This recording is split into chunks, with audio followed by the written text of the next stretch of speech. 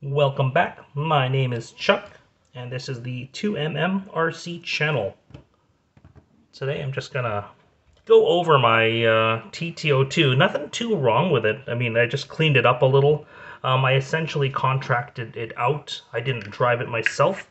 I let one of our newer racers take it for a spin, and yeah, RJ did pretty well with it. In his main, he finished third, and he was competing for the 1 and 2 spot, just chasing down the leaders. So good job to him. Part of it was the car, but part of it was the hungriness and the skill set of the driver. So good work to RJ. And now let's work on this car. Nothing changed too much from my last video on what I did with it. Still the same essential setup. So I got the D15 spec locked end bell 21.5 Reedy motor. The TS50 works really well. I'll probably change some of the settings on the TS50. I'll give it some more punch. I did see that it was a little bit slow out of the turns. Maybe it was the driving, but at the same time it might have been just the punch settings. So I'll change the frequency on that. Otherwise, the car was really durable and held up really well. Okay. And while I was racing, one of my friends, Mike, came by at the race and gave me one of his new creations to talk about.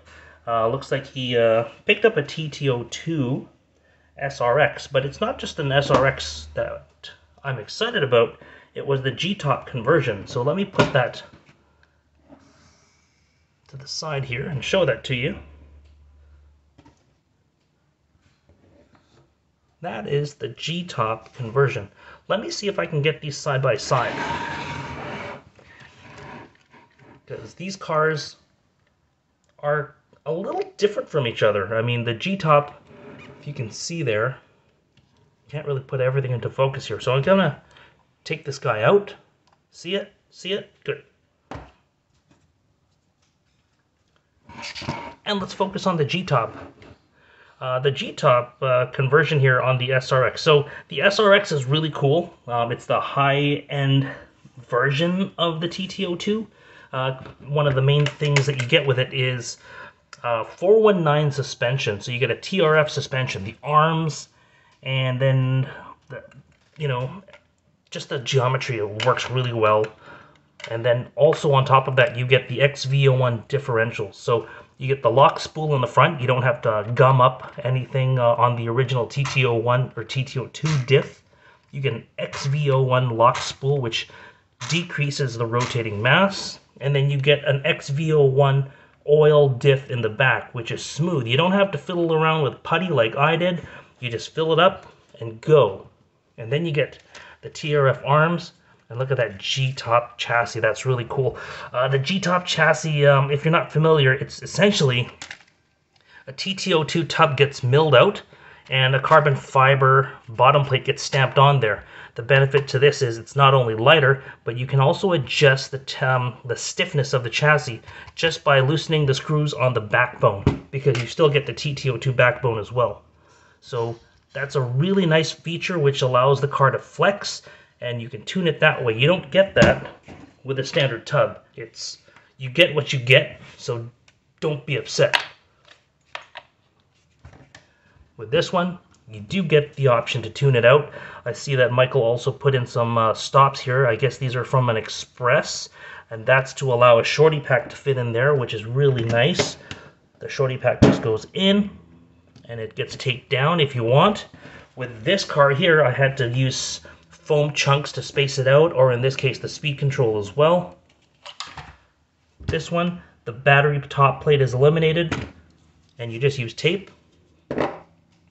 So that definitely makes the car a bit lighter. Other features on this car, just the TRF stuff is awesome. Like, you get the suspension of the TRF 419, and when you compare the arms of the 419, just the arm, the quality, the plastics are different, but the craftsmanship as well. I mean, when you compare this to this, it's a totally different game, right? And what else can I say about the craftsmanship of the TRF stuff? Yeah, like You get all the metal parts of the TRF are sharp and crisp. The wheel hexes, the wheel nuts, like even the nuts on the TRF are amazingly better than the normal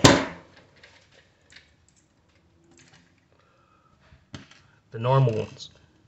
Not only is it a lower profile, it's also machined aluminum, so it's more lightweight. You get the teeth, which are sharp and grab, and then when you compare it to a typical like racing type of upgrade, the teeth on the TRF are sharper. It's just more crisp, and the construction as well, because when you flip it over, it almost seems like the non-Tamiya one is a bit more round and not as crisp. That's what I noticed.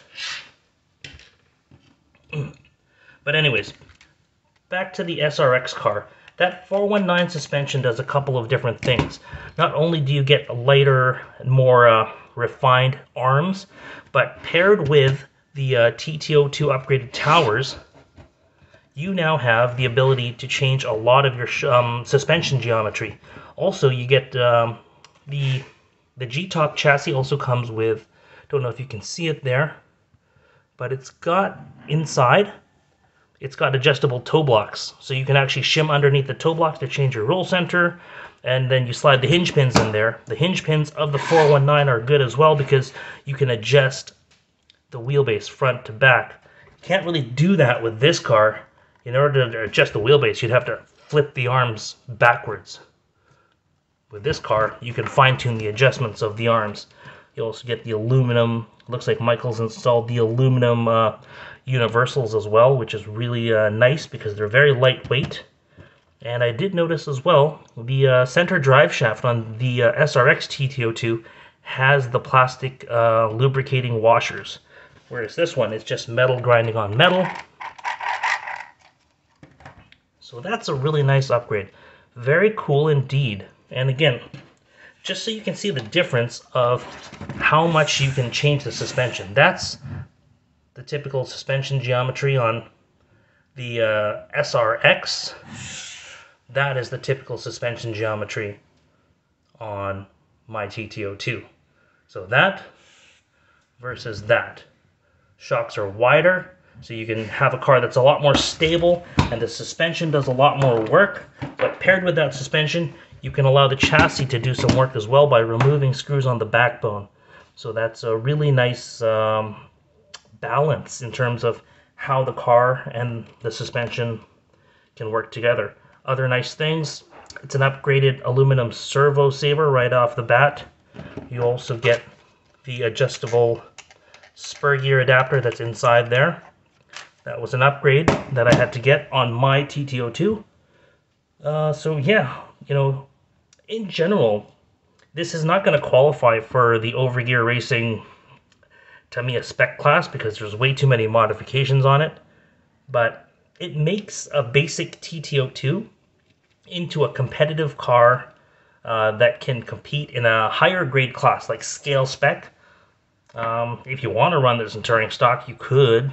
I probably wouldn't recommend that though, not at this point in time, unless you want a real challenge. But yeah, it just adds a whole different flavor and a whole different level of refinement to what's essentially a basic chassis from Tamiya. Just wanted to share that, and yeah, while I was talking, I was also picking off some of the race pubes on my race car here. So, again, race pubes, #1 enemy of race cars. They get into everything. That's part of racing on black CRC Fast Track 2 carpet. But yeah, that's just one of those things. Race pubes tend to get everywhere, so remove the hairs. A hairless car and a hairless body are faster. Thanks very much. Please like, please subscribe. If you want to donate free money, that would be cool too. Okay, have a great day.